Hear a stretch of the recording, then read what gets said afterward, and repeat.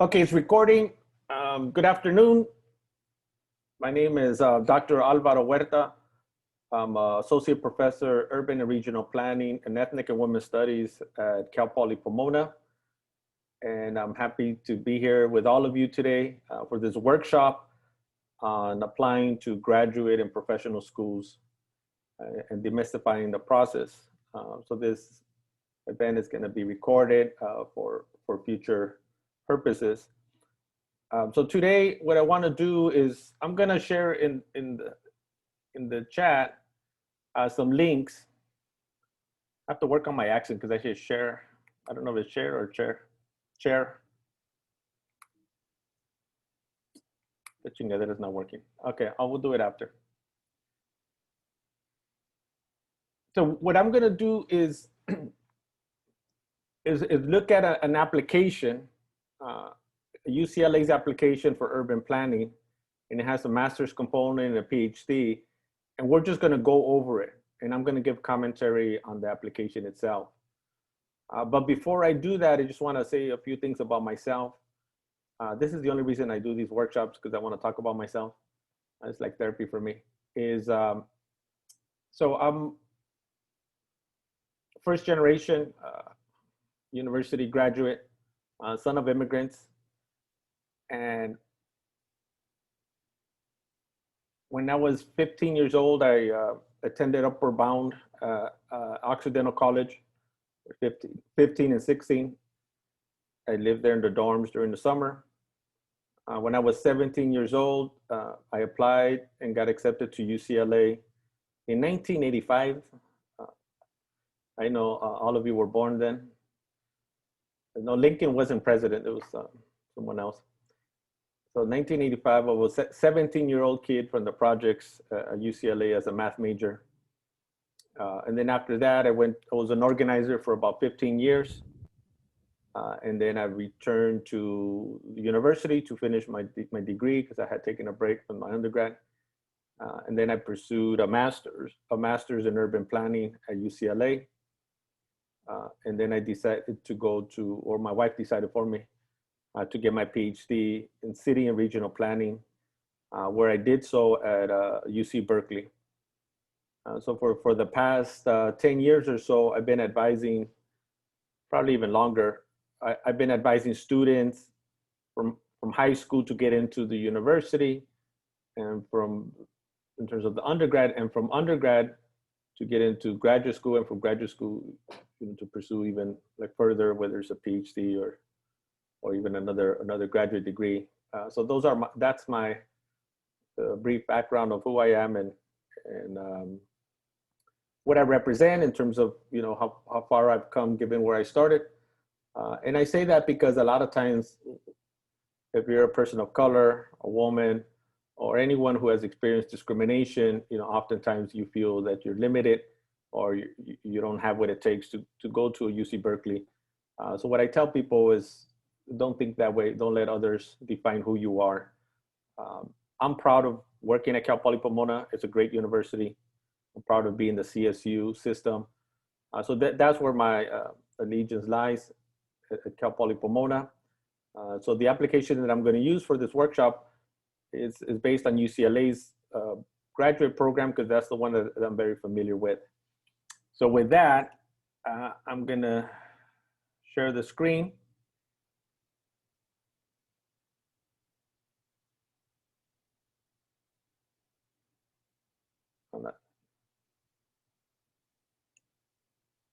That's not what I want there.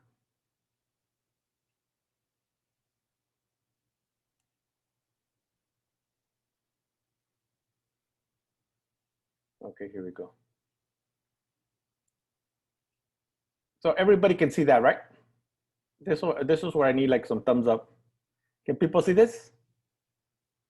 I see Sally's face. Sally, can you see this? Can you give me a thumbs up? Or somebody just unmute themselves. Yes. Okay, great. Like I said, I'm when it comes to social media tech stuff, I'm like Forrest Gump. So I need y'all help that are smarter than me in these areas. So the first thing that that I recommend for all of you when you're pursuing graduate school or professional school. So graduate school could be something like social welfare.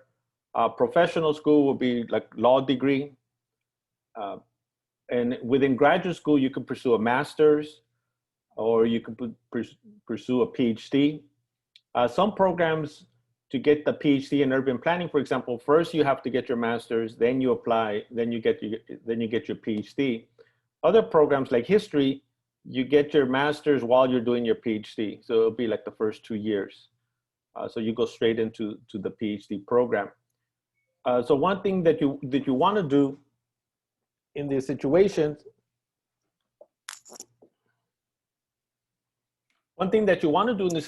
is that you want to see where you're at in terms of your own GPA, your major, and you want to identify, let's say, 5 schools. And you want to make sure that you meet the minimum requirement for the schools. This is not like undergrad where you apply to 10, 15 schools. Don't do that. Every application that you apply for graduate school is about $100, $150. So it's not going to help you if you apply to 20 schools. You're going to spend, unless you're rich or you have parents that are rich or guardians, you're going to spend a lot of money. So you need to be selective in terms of where you apply. And that's going to, like I said, it's going to be determined based on what's your GPA, what's your major, are you good with these standardized tests in terms of GRE or LSAT, things of that nature. I'm not saying not to aim high, but what I'm saying is that don't apply randomly to 20 programs because it looks good and you think you're just going to get in because it's a numbers game. It doesn't work that way. You want to make sure that if you're applying to graduate school or professional school, or let's say, I'm not going to say if, when you're applying to graduate or professional school, you have to make a list. So let's say you make a list of 5. For now, let's just go with 5. And with those 5, what you want to do is you want to look at each, the website of the program that you're applying to, and you want to make sure that you meet the minimum requirements. That is very important. So to get into UCLA, for example, you need to have a 3.0. If you have a 2.3 GPA, don't bother applying because they're not going to accept you. That is very important. It doesn't matter what I think. It doesn't matter what anybody thinks. The way these programs are, they just go by the criteria. And if you don't meet the criteria, then you're automatically rejected. Because a lot of these programs, let's say a program accepts 20 students and 100 people apply. They're going to see if 25 of those people don't meet the minimum requirements, they're not even going to review it. Automatically, you're out.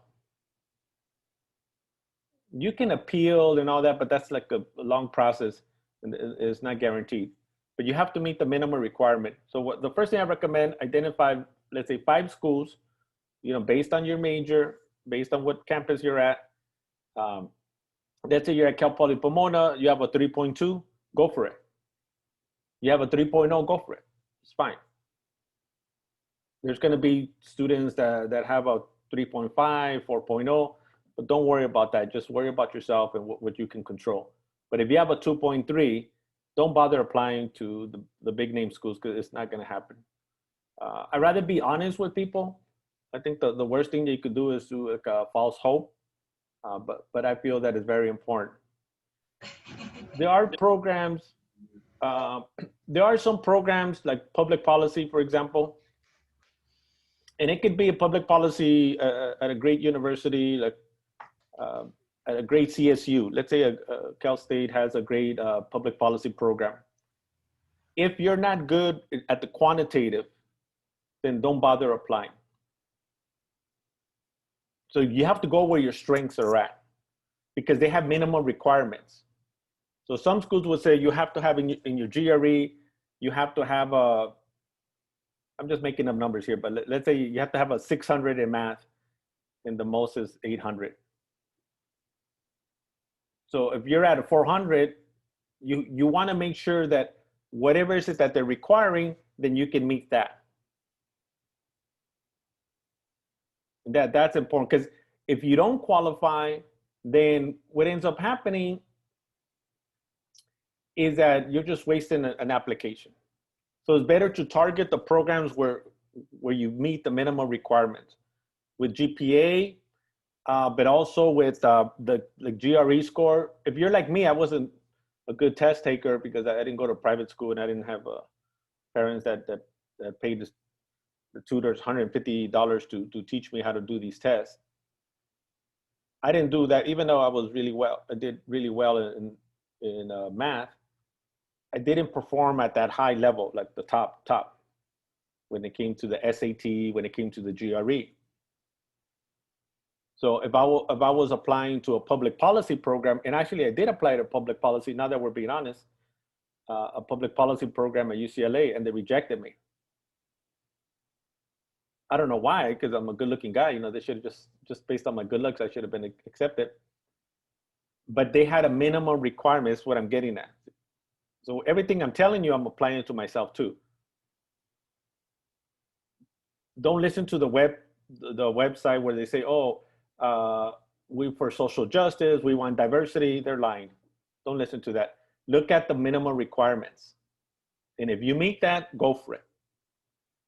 When I applied to public policy, when it came to the GRE score, I didn't meet the minimum requirements in the math, in the quantitative number. I just didn't meet it. So automatically I was out. And then I learned from that mistake, but it cost me a year. And then I reapplied, but this time I applied to urban planning, that they're not interested so much in the quantitative, where statistics, economics are important, but that's not the sole criteria with like public policy. But I didn't know that because I didn't have someone like myself telling you like what to do or what not to do. So I wasted a lot of time, a lot of money. And I wish I had somebody like myself to do that for me. So make sure that you have that, because some programs, they want certain background classes that you have. Microeconomics, statistics, for example, in this urban planning, but they're not as strict compared to like public policy. So you have to know where you're at and where your strengths lie.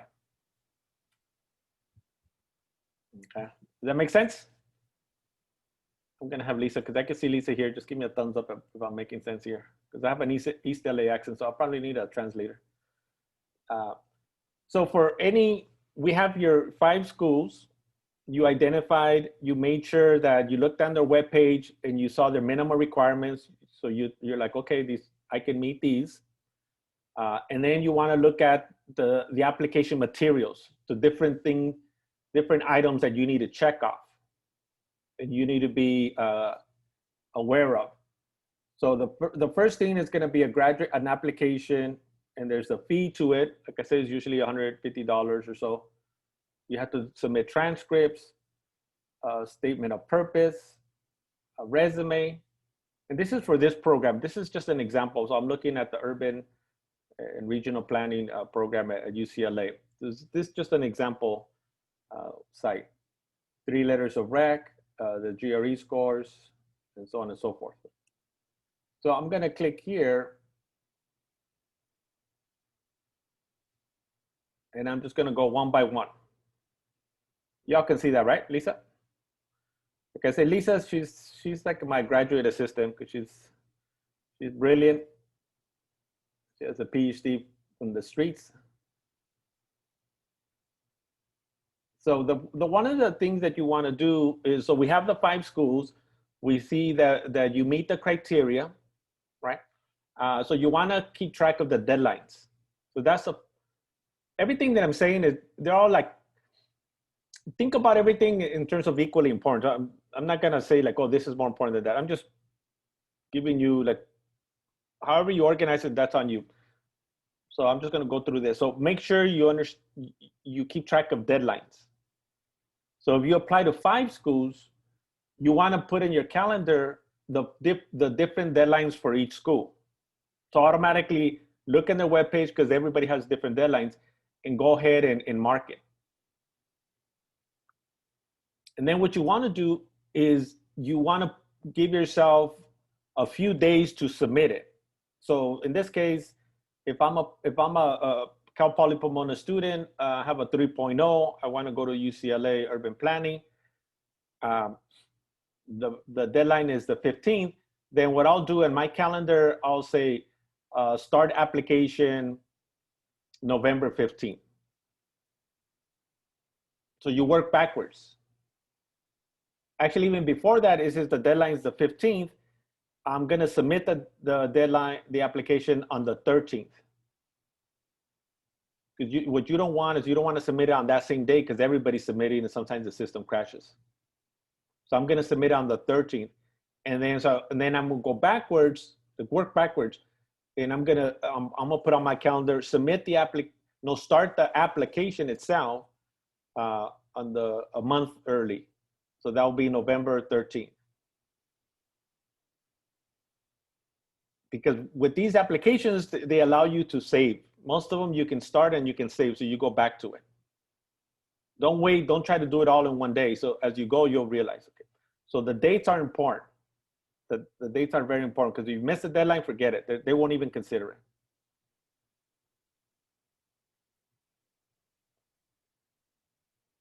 This is making sense, right, Lisa? Usually when you apply to graduate school, you don't apply to the program, you apply to through the graduate division.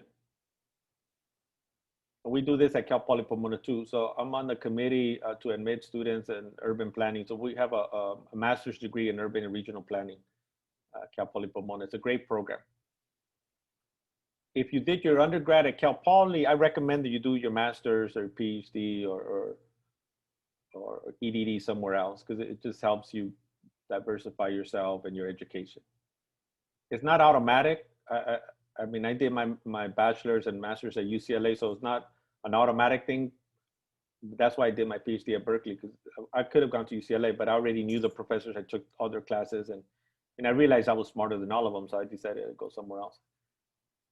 So when you apply, you're going to apply through the graduate division.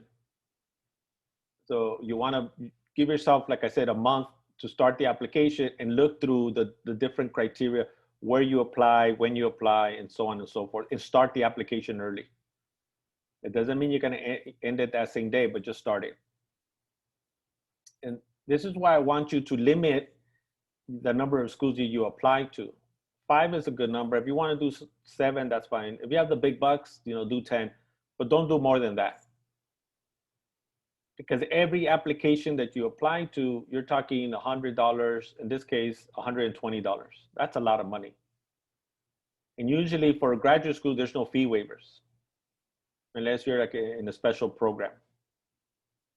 If for undergrad, when you were a high school student or a community college, a lot of times, if you were low income, like I was when I applied, we were on welfare, I lived in the projects, I was able to get fee waivers. So I applied to 4 schools, I think, Cal Poly, San Luis Obispo, and UCLA, and Cal State LA too.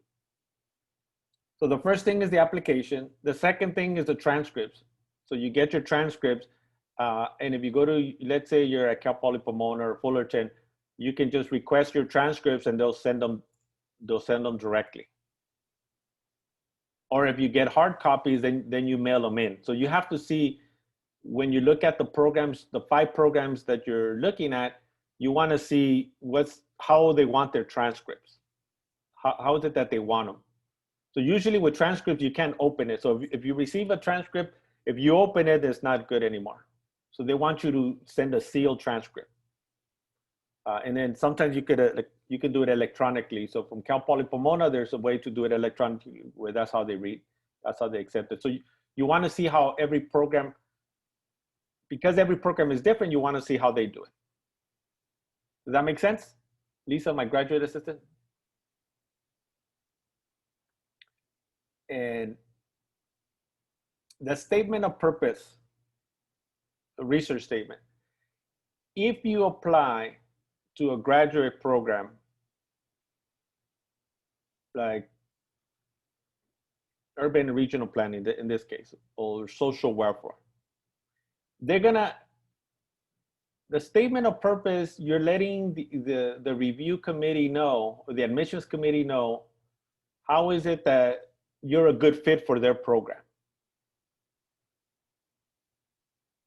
Typically, let's say you want to apply to law school.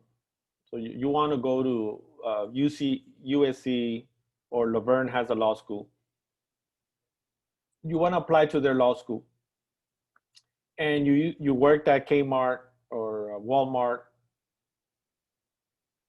and you've never volunteered anywhere. You don't have any experience. You're only 21 and you apply, most likely they're not going to accept you.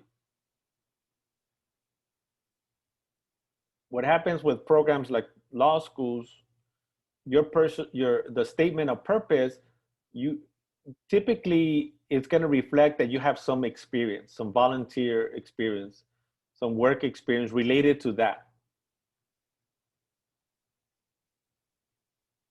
The average student for law school, for example, is 27 years old. So that means, let's say you graduated when you're 22. That's average. That doesn't mean, obviously there's older, younger. You 22, and let's say you worked at just a retail store, but you volunteered at a law clinic. So even though you might not have the actual work experience to back up your statement, then you could say, I volunteered, working with this law clinic, the free clinic in downtown LA, for 4 years, and this experience allowed me to get an understanding of the law. And by applying to your law school and being accepted, it'll give me the opportunity to serve my community.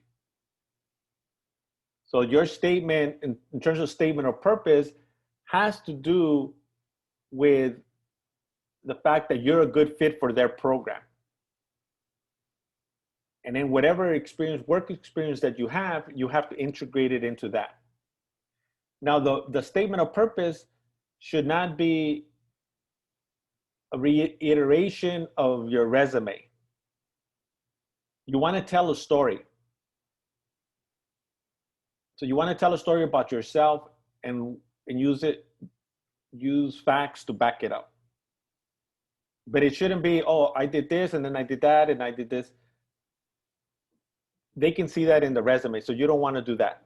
So really what you're doing is you're telling a story about your background, where you come from, what type of volunteer experience that you have, and how all of that, or work experience, and how all of that allows you to be a candidate at their program and to contribute to their program. So in my case, for example, I grew up in Boyle Heights. I grew up in public housing projects. So I was an organizer. So when I applied to the urban planning, I said, I'm very interested in housing issues. I know that housing is important to the urban planning. And given that I grew up in public housing, that gave me an insider's perspective of the conditions of public housing and how they need to be improved. And because I was also, in addition to that, because I was an organizer and was helping organize communities to fight against gentrification, this gave me an idea of how people were being displaced in Boyle Heights. And by accepting me into your program, I'm going to use my own experience and my ability to organize people if accepted into your graduate program. See, so you're telling a story about yourself and how you fit into that program. And if some of the programs are different, then you have to tailor it towards that. And sometimes bringing in your personal story or very often is very important, very powerful. But you have to link that into your academics and your skills. So let's say I was a foster kid and I went through that foster experience and I managed to, I aged out. I went to community college and now I'm at Cal State Fullerton and I want to be a social welfare worker. But to do that, I need a master's degree. So you can bring in your personal experience as being part of the system and how that gave you that insider knowledge, in addition with the education that you're currently taking on right now at undergrad, allows you to be an excellent candidate for that. So a lot of times what happens with some students is that they'll bring up their background stories of how they grew up poor, or how their parents got deported, how they experienced hardship. In it and of itself is not going to get you in. So a good statement for me would be, you know, I grew up, I had two parents, but let's say I grew up single mom, we were poor and we were on welfare, which we were poor and we were on welfare. And the fact that given everything that I overcame, given all the obstacles, I managed through hard work and grit to get accepted into a university like UCLA, which demonstrates my ability to overcome obstacles. If accepted to your program, I'll apply this ability to overcome obstacles into your program to be successful. So you highlight a characteristic of yours. Does that make sense? Let's say you didn't grow up in foster, you didn't grow up in the projects like I did, you didn't have that hardships, but you've been volunteering since high school at a homeless shelter, and you want to get a master's degree in social welfare so you can help individuals that lack housing and that suffer from mental illness and drug addiction and other. So part of your story with your statement of purpose is, even though I grew up privileged, for the last 5 years since high school, I've been volunteering at this homeless shelter, and I learned that my passion has been to help others that are less fortunate than me.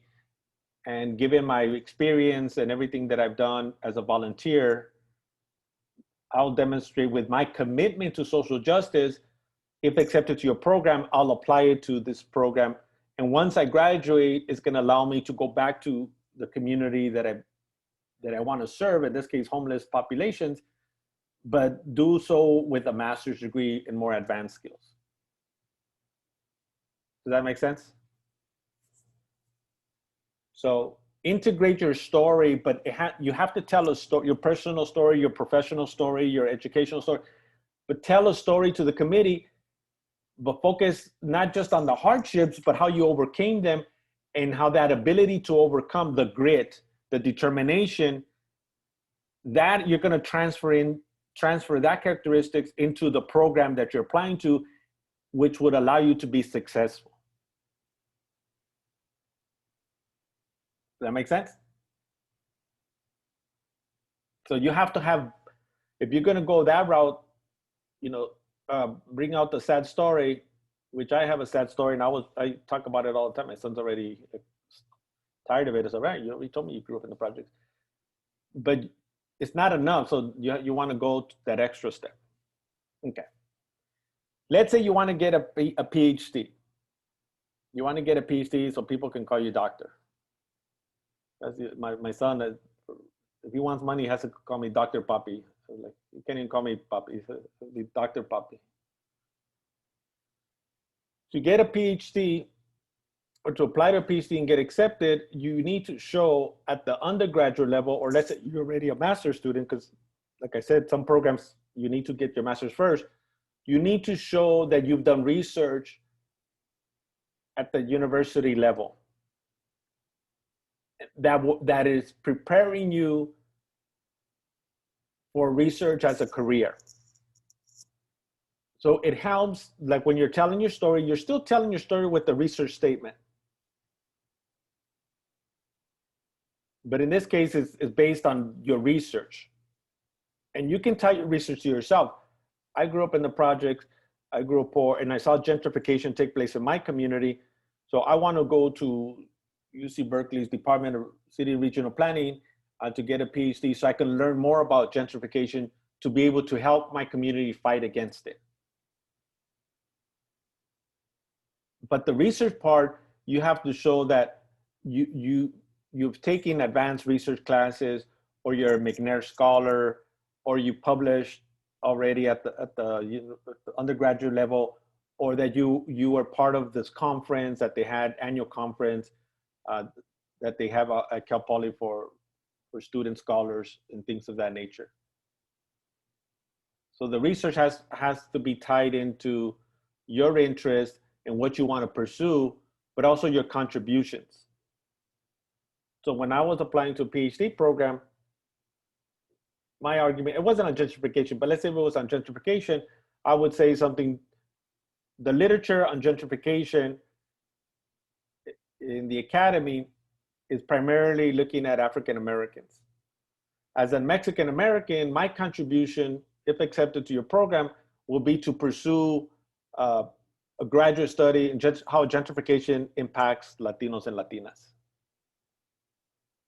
So you have to, when it comes to research, when it comes to PhD programs that are more demanding, you have to show a contribution and that you want to learn that. And by being accepted, it will allow you to advance that field.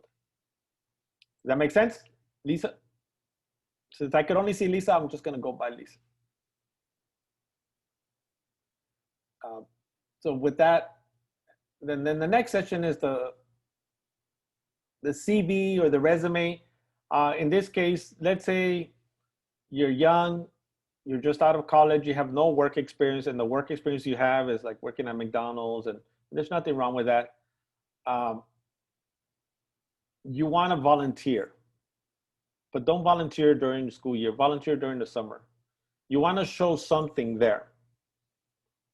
Or let's say you're part of a research program at Cal Poly Pomona or McNair or Honor Society, or let's say you're part of a club like Mecha or another jams, then you want to put that in your resume. But when you don't have any work experience, when you don't have anything to add, then you have to volunteer.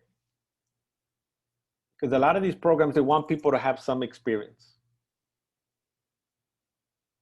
So that's kind of how you do it. So sometimes you might, let's say you're 22, you just graduated, you went straight out of high school to Cal Poly Pomona, you graduate, you're 22, you have no work experience, you don't even make your bed, and your parents bought you a dog and you don't even walk them. So what you end up doing is like, I'm gonna take a year just to do volunteer experience so I can have something to put on my resume, and then I'm gonna apply to graduate school. Because a lot of graduate programs, they don't want somebody that doesn't have that experience to contribute. It doesn't mean that you shouldn't apply, but you need to build that up. Letters of recommendation. Lisa, was that clear?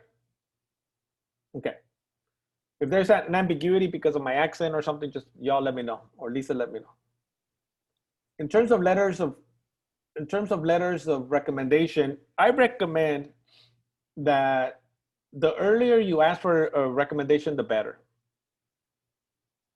The minimum 30 days. You need to give your professors 30 days, minimum. I had students like, oh, Professor Huerta, can you write a letter for me? I said, okay. Oh, when is it due? Oh, it's due tomorrow. I was like, oh my God. It's like, don't do that. Because even if they do it, then they're not going to write a good one. So you don't want to do that. Typically 3 to 4. I always ask for 4 because let's say 3 is the minimum. I ask for 4 because if one doesn't turn it in, I'm okay. Like I always get a backup. So always have a backup. 3 to 4, 30 days before. And try to get faculty that you've gone to their office hours or they know you. If it's an employer, then that's fine. But usually if it's like, especially a PhD program, they want like just all faculty. If it's a master's program, you could put one employer, that's fine. With the letters of recommendations, what I want all of you to do is that before you send your request to your faculty, let's just say faculty for now, then you want to give them something to write the letter. So show them your statement of purpose. send them your CV. I said, Dr. Huerta here, I'm applying to Cal Poly Pomona's graduate program in urban planning. Can you write me a letter rec? The first thing I'll say, well, I can't because I'm on the committee. But let's say you're applying to USC or Laverne, they have a graduate program. I say, okay, the first thing I say is send me your CV and your statement of purpose. Now, you don't want to wait for them to tell you that. You want to do it for them. In other words, make it easy for your professors to write the letters for you by giving them the information that they need. Also let them know, okay, when did you take the class with them? How many classes? What grade that you earned? And here's my personal statement, and here's my CV. Thank you very much. Typically what happens is, this is why you need to look at their web pages. In the web page, you just put the names, the references. And then the professor, once you put them in click, the professors will get a link from the university. Lisa McCarthy is requesting a letter rec for the EDD program at Cal Poly Pomona, for example. So I'll get that link from Cal Poly Pomona. I'm not gonna give Lisa the link and she's gonna upload it. It doesn't work that way. Typically, all you need is the names. So when you ask for a letter rec, you just let them know, oh, is it okay if I put you down as a reference, and there's gonna be a letter rec due in 30 days, and you'll receive a link. Once again, make it easy for your recommenders to be able to do that letter for you. Here's my CV and statement of purpose. If you need anything else, like a Starbucks card, just let me know. Okay. Is that good, Lisa? In terms of transcripts, we already talked about that. You want to make sure that you know how is it that they want them first? How the university or the program, how do they want to do on a physical where you mail it to them? And then from your school, then you can mail it electronically or physically. But if they say only electronic, then you want to make sure. So what I would do, or what I recommend everybody, you have your 5 schools, create 5 folders, let's say on your computer, 5 folders per school. So, well, 5 folders, 1 per school. And then I'll make a list in terms of what do they require. So they're requiring the transcripts, and this is how they want it, and they want it by this date. So you just keep track of these, like the checklist. So once you do one, it'll be easier to do the rest of them, but there's variations. Is that good, Lisa? The personal history statement. Sometimes graduate programs only want a statement of purpose. Sometimes they want a personal statement. So the statement of purpose is, why should you accept me to your program?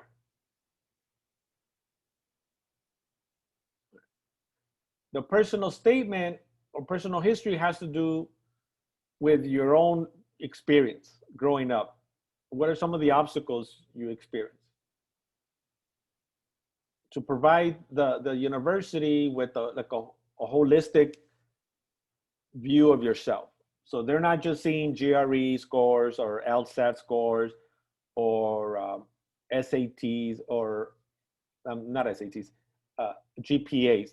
They're seeing the person. So this is where they want to know about yourself. But once again, just tell a story.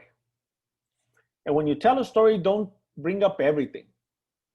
Be selective. You could say something like, yeah, I'm a first generation, first person in my family to go to the university, and then just go with that. Right? But tell a story and be selective about what you're going to include. In terms of GRE, right now, because of COVID, there's a lot of this is optional. Okay. Also, in some universities like ours, if you have a 3.0 or above, then it's optional. So you have to see what the question is, like what the requirement is. What I recommend, especially if you have time and money, and unfortunately, given economic situation that we're in, is that if you're going to take the GRE and especially the LSAT, that you want to sign up for a program that helps you prepare for it.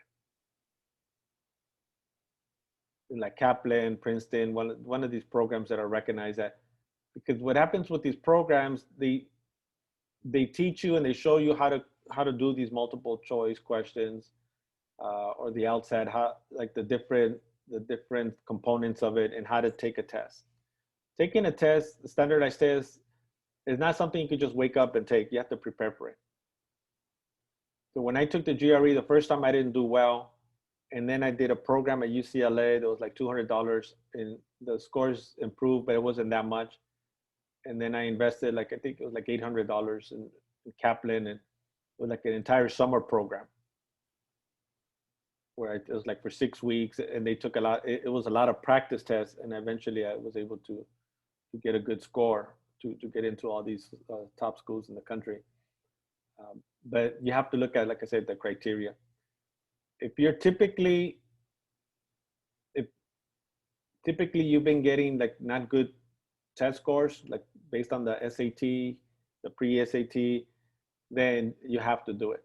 If you're good at taking tests, then that's fine, but I would still do it.